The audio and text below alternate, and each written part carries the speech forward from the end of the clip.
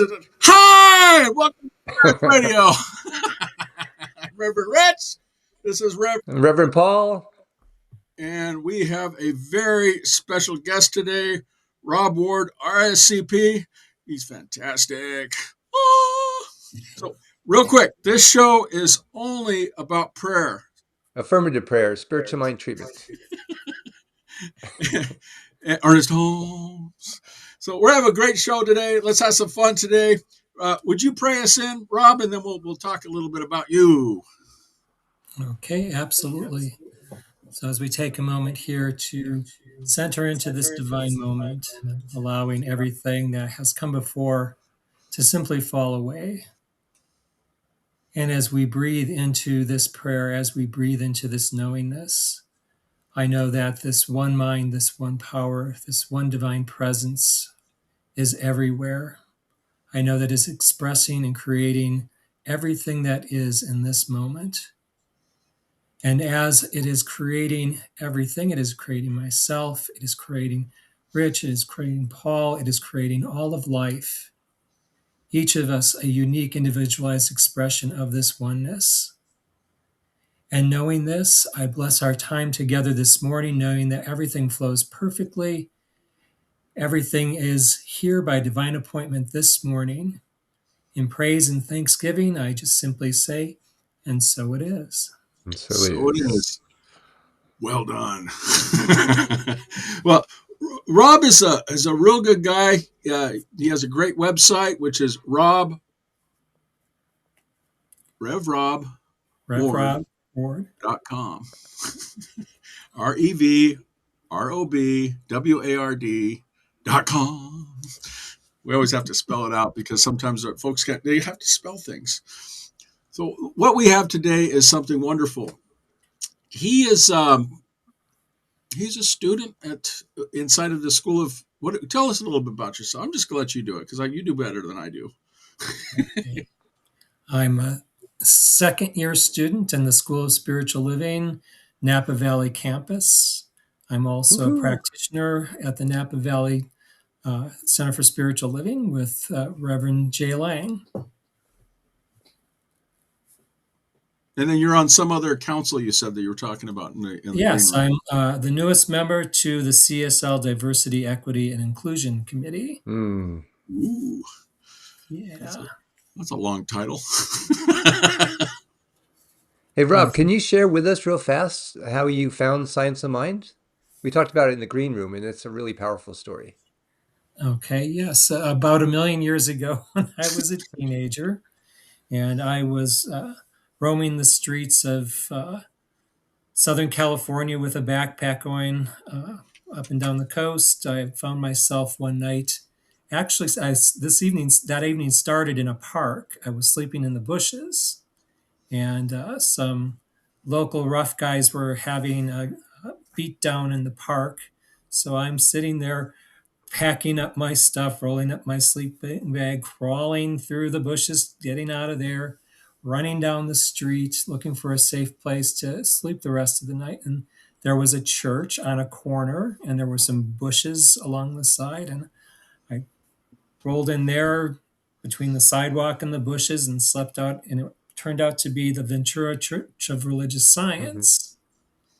So the next morning, Sunday morning, people are coming in. I'm like, oh, quick, get your stuff together.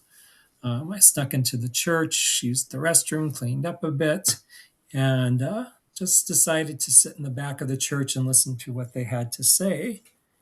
And didn't know quite what to make of the service because it was nothing to do with my Pentecostal childhood background or the Catholicism that I chose as a teenager. That's a whole different story.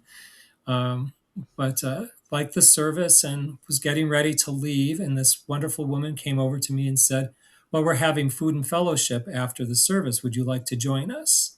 And I thought, free food? Absolutely. So I went over, got some food, was stuffing my face, standing over in a corner. And this lovely woman came back and we started talking. And she was explaining this weird philosophy about, life is affirmative and God is for everything and God is in everything. And I'm like, what's she talking about? So we talked for a few minutes. When she started asking more questions about who I was and why I was, what I was doing and why I was there, I was like, okay, it's time to go now. Um, so she said, well, before you take off, I want to give you something. So she left for a few minutes. She came back and she handed me a hard copy, which I still have, of The Science of Mind in Spirit. Mm. So that was kind of the first peek at all of this. Wow, that's a Yeah. powerful story, Rob. And that What brought you where you are today. I was going to say, geez, that brings you about the whole thing there. Hey, how does prayer show up in your life? How does prayer show up in my life? Well, as a young adult, I was able to move past my childhood trauma of everything the Pentecostal church has to say about a gay person. I'm a gay person, and that wasn't working for me. But what I came to appreciate early in my young adult life was that my mom was praying without ceasing all the time. She was Mm. always in prayer of some sort. So when I got my crap together and started college in my early 20s, I found that prayer showed up as, God, please make me humble, make me wise, allow me the ability to get through this. Because I had a GED, I wasn't a high school graduate or anything, didn't know how college was going to look. And I found that that prayer really stuck through Mm. with me through college. Nice. What tangible results have you seen from prayer? It sounds like you've got quite a few. Boy, yes. Well, most recently, tangible results. My husband, Mark, was very sick. He was in the hospital, life threatening illness, and he had made it through a surgery and was doing pretty well. And I went up to see him one morning with my sister and brother in law. And they went down to get coffee. And I'm just sitting there in his room chatting with him like I'm chatting with you. And all of a sudden, he was just gone. And what had happened is his heart had stopped. And I freaked out and I'm yelling for help and I'm praying to God, affirmative prayer. I know this is going to be okay. They're going to take care of him. But it was, really a scary moment. But he made it through. The team worked on him. He wasn't out for very long. The fact that Mm. he is still here today, I attribute that absolutely to a demonstration of prayer. Mm. That's you got some powerful ones coming That's up that. today. And how do you stay grounded in prayer? Yeah. Um, it just is. I know with the things I've been through in my life that if I did not have prayer in my life every day, I wouldn't be here. There were too Mm. many times in my young life where life got very dark in moments and life was really challenging. And it was always prayer that got me centered back in my heart, centered back in, I'll make it through this. Life will continue. Good things will happen. It's in my DNA. So when you prep for your day, how does Rob Mm. prep for his day? I mean, I always say, "Oh, I'm up," that type of thing. How do you prep for your day? Do you do 50 prayers, 50 push-ups? Okay. Oh, great maker, Well, as I always say, coffee is proof of the existence of God because if we follow the Christian tradition, God would not have created anything else had God not created coffee to start God's day as God was creating all of this. So there's always coffee in the morning before prayer. But I start my day with my coffee. It's a ritual, prayer over the coffee, and then I move into spiritual reading. That's a big part of who I am. I'm a scholar and an intellectual. I like to read and learn things. Spiritual study is really important to my practice, and spiritual study grounds me into what am I going to pray for this day. What's the intention for me falls out of what I'm studying that morning. and then I move into an hour of prayer. I pray for a number of prayer lists. I'm still a prayer angel with Unity of Minneapolis. I get a list once a week. I just received the list this morning, Mm, who I'm to pray for.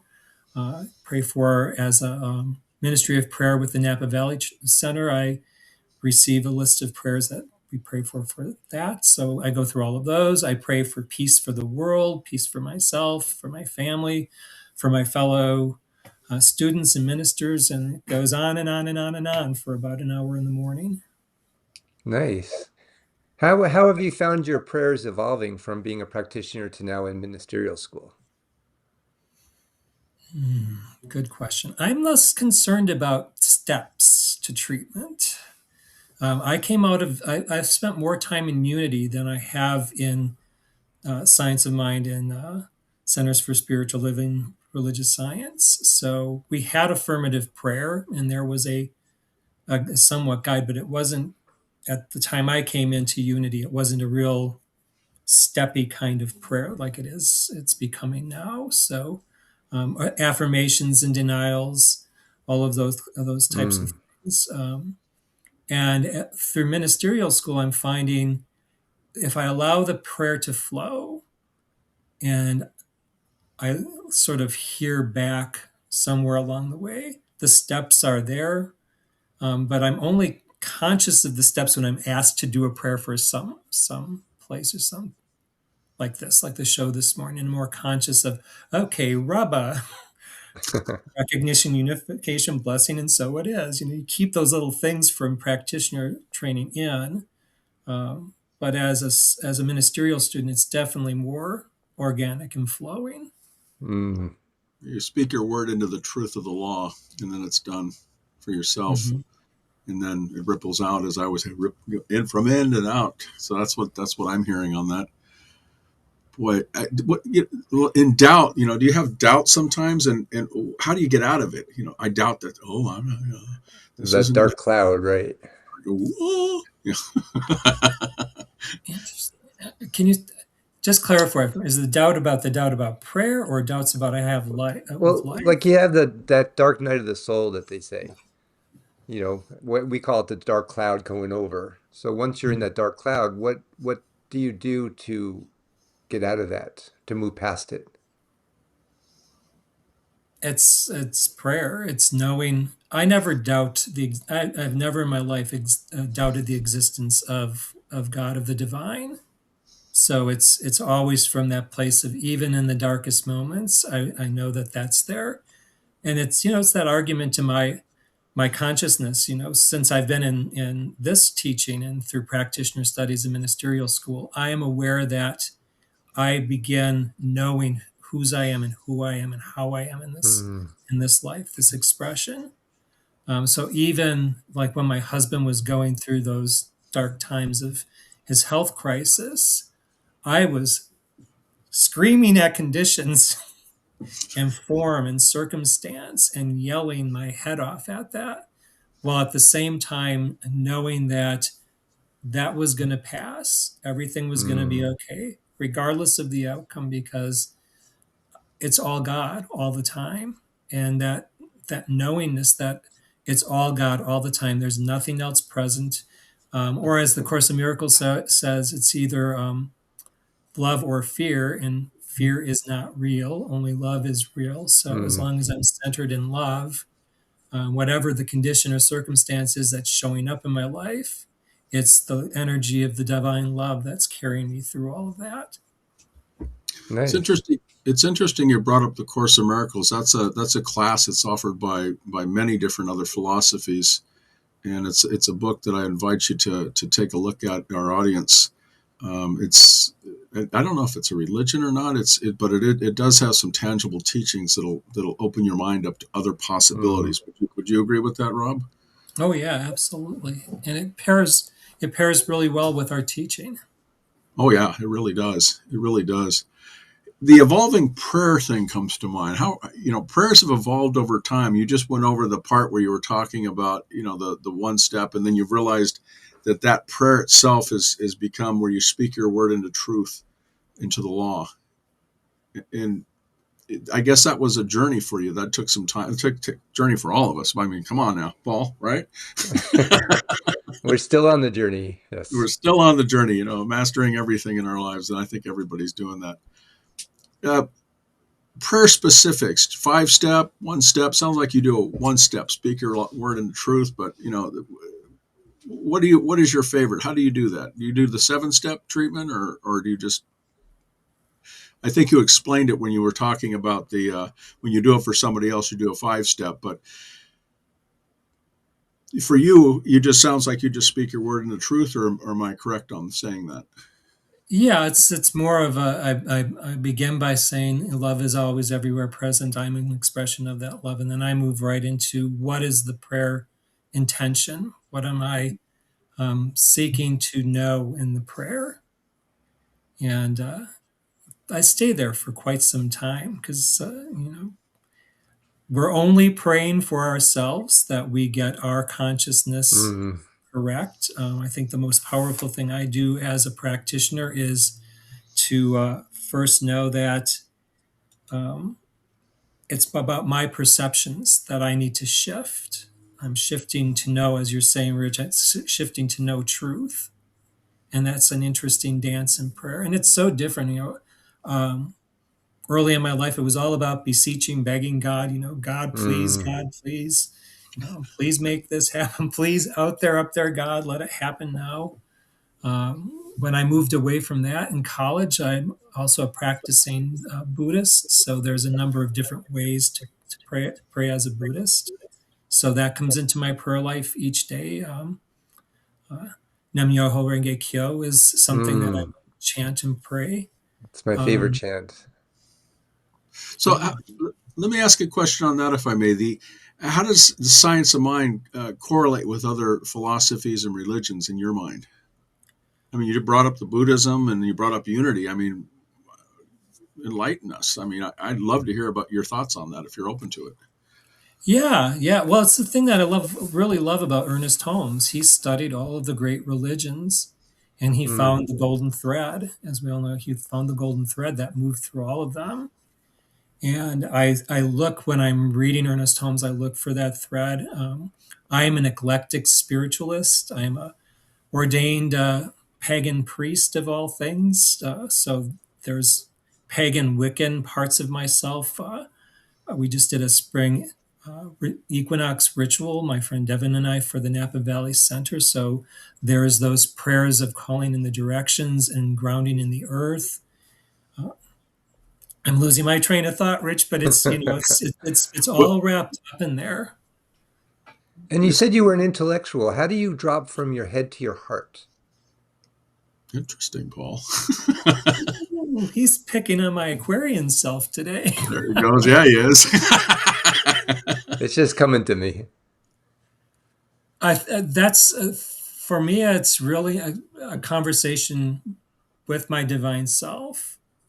Okay, this is coming from my head. Okay, you just studied this morning the four immeasurables. The four immeasurables in Buddhism are love, compassion, joy, and equanimity. So I'll get wrapped up in the, oh, well, how does that translate? How does that look Mm, with the Four Noble Truths of Buddhism? So I'll be doing this intellectual dance, and then all of a sudden I'll go, wait a minute, I'm in this moment to pray. mm, So recognizing that I've been caught up in my thoughts. And then the next prayer is, Spirit, allow my heart to open, allow me to deepen and to listen with the ears of my heart before I speak with an inner voice or an outer voice. mm, It's interesting. For our audience that are their philosophies, I have a lot of friends that are Buddhists and things of that nature, but they also use the science of mind prayer because it's structured. In Buddhism, it's structured also. It's we're open at the top, and you could be a Buddhist in science of mind and all these other philosophies and still be science of mind. We have no dogma and creed in the philosophy that we're in. Notice how I said philosophy. but we do have principles that we live by. Exactly. Yeah. And those principles are very important that we follow those. And I invite you to go to Paul's site to check that out because he has a wonderful video on that. A little plug there for you, Paul. So, Rob, What is your favorite Ernest Holmes book besides The Science of Mind? I read that in the preset questions you sent to me. So it's not a book. It's the Okay. Sermon by the Sea. Hmm. I will carry the Sermon by the Sea with me the rest of my life because I think it's the penultimate of Ernest Holmes' teachings. That's wonderful. Yeah, That's and people wonderful. can find that in this month's April's issue of Science of Mind Yeah. magazine. And we'll Yeah. also put it in the show, all these things in the show notes that have been mentioned. And I also Um, have a great video on my website, which is curtailed to the Sermon by the Sea for I people to haven't seen that understand one. it much better. I'll have to look at that one, Paul. Yeah. Hey, what's your favorite quote, Rob? My favorite quote, Ernest Holmes it's quote, if you have one. yes. So it's from the Sermon by the Sea. Everything that lives proclaims the glory of God. Every person who exists manifests the life of God. There is one spirit in which we live, one mind by which we think, one body by which we are part of, and one light that lighteth every man's path. Hmm. Hmm. Nice. And how would you explain our philosophy to someone who doesn't understand it or doesn't know it for the first time? It's a Elevator. philo- yeah, it's a philosophy of how to live a better life. It's not a philosophy that's telling you you have to do certain things. As Rich said, there's no creed, there's no have tos. It's a philosophy that if you truly come to understand it and follow it and believe it, belief is key. That conviction that you're knowing a truth, that you will have positive results in your life. And the big piece of it, as this wonderful show Prayers Radio is talking about, it's all about prayer. There's many other things Hmm. that are attached with philosophy and all these other words and things you get to learn about. But if you are grounded in prayer and knowing that you're praying with your higher self as the higher self of the divine, and you truly feel grounded and centered in that, however you understand the divine, I'm not going to give you a name. You know, if you want to call it uh, Astarte or Chenrezig or whatever you want to call that divine knowingness.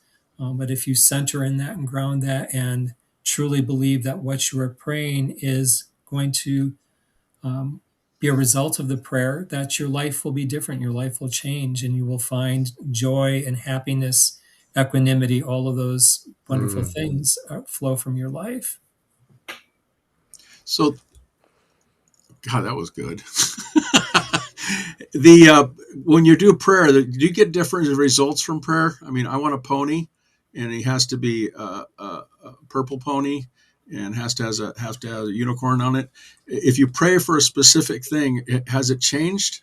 Does it give you exactly what you want in your mind, or does it is it something else that shows up in your thoughts when you do a prayer that you've seen? Tangible. These are results and stuff. Tangible results. I've never been the guy that prays for the parking spot. That's never been part of my prayer. I will pray. For instance, convention starts next week. My husband still has some health issues. I've been really challenged in my prayer life. Do I go? Do I not go? Is it going to be okay if I go, even for a few days? I live in Southern California. Reno's not that far, but it is far when you're concerned about someone you care about. And I'm back and forth in that prayer. Okay, Spirit, you're not answering the question. I need to know. I need to know. And then Spirit answers back, well, follow your intuition. You will know in the Hmm. moment what the thing is to do. So I go back up into my head. But wait a minute, put the sign out there, God. It says this is exactly what you're supposed to do. Well, the sign doesn't show up. The sign says, sit in the quiet, in the stillness, and listen with the ears of your heart, and you will know the divine direction to go. That divine moment will show up, or you'll know everything will feel calm and peaceful, and you'll know that that's the thing to do. Nice. And how do you Nice. trust that? How do you believe in that? How do you bring that to fruition? I don't do anything. The spirit moving through me does. So I went through this last year when we were getting ready to go to SOAR. I was a mess. I was a mess. I'm going, I'm not going, I'm going, I'm going. You notice a theme here with me. I'm going, I'm not going, I'm going, I'm not going. And the night before I was getting ready to fly, there just a calm peace came over me. This is, you've been waiting for this. I put this on your heart back in 2020 at the 2020 convention. They were talking about this thing called SOAR happening in Banff, Canada. I've always wanted to go there. You know, this is a divine appointment. You know, everything is going to flow perfectly. Settle into the peace of God. Peace be still. My favorite quote of Myrtle Fillmore's, peace be still. And a peace settled over me, and I knew, okay, yeah, I can do this. It feels right and perfect. So we're at the 4 minute mark, and we have a couple of questions left. Like, when do you release a prayer to law? When it's in you, do you just push it out there? Like when do you feel complete, right?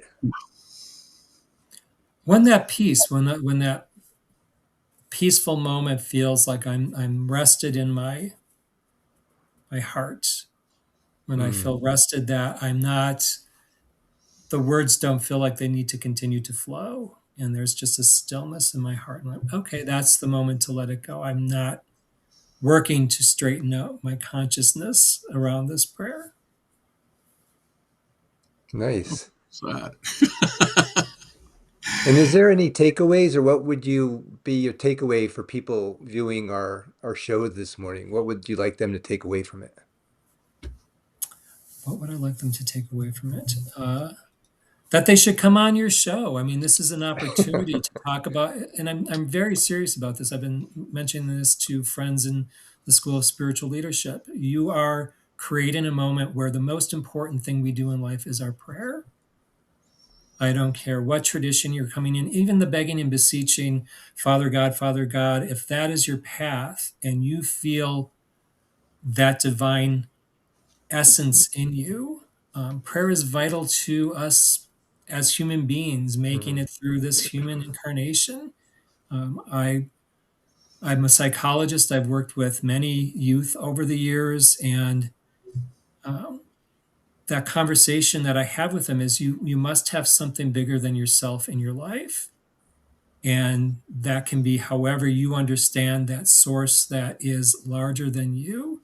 And if you can find the pathway that fits for you, it's going to be a pathway of some form of prayer, whether mm, that's a prayer to your just yelling at God. If that's your prayer, that's great. If you find a pathway like religious science or unity or Buddhism or Wicca, you're going to find that the big piece of that is your prayer life. And when you can make that the center of who you are, life just settles. It becomes, even in your darkest moment, even with your biggest challenges, it becomes an essence, a part of you. And you'll go through the life challenges, you'll go through the dark moments, you'll have that dark night of the soul, but you'll have that thing that grounds you, that guides you through those dark moments and through the happy moments as well. When you're rejoicing and you're mm. like, wow, life is beautiful, light is great, everything's showing up for me. Again, it's showing up for me because I'm centered in prayer. And like you said earlier, your mom was a good example of that because she prayed without ceasing. Oh, absolutely. My Yeah. mom was in constant prayer. We had a troubled childhood in my family, and my mom's prayers helped us all to see that there was a way through. Mm. She prayed a different kind of prayer, and we argued about prayer later in my life. Robert, I'm praying for you. Thank you, Mom. We can never have too many prayers. When I got past wanting to change her prayer life the way she wanted to change mine, and we could just agree that prayer was a good thing, Mm. it was perfect. That's That's great. Thank fabulous. you. Well, I'm Reverend Rich. This is Prayers Radio. This is, Reverend Paul, I am spiritalive.com.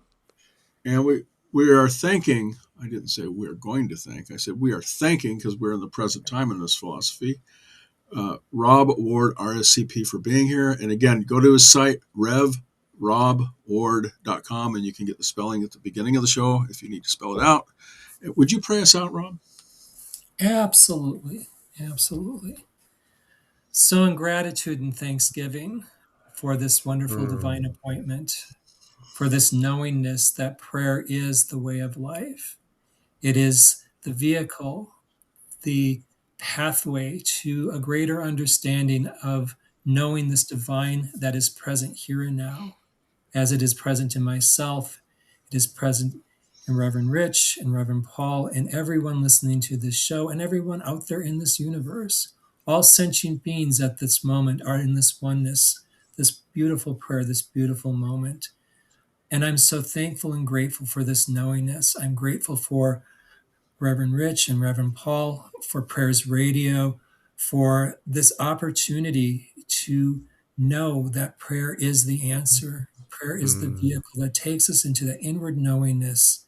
And I'm so grateful for this understanding, for this peace of the divine that washes over me in this moment, in this prayer, and allowing it to be so, knowing that before I even spoke these words, the divine already said yes. Yes, mm. my beloved, yes. I know this law, this creative source has already taken the prayer and answered it. I allow it to be. I know that it is grace. And together we say, and so it And And so is. it so it is. is. Thank you again. Thank you, Rob. You're welcome. Your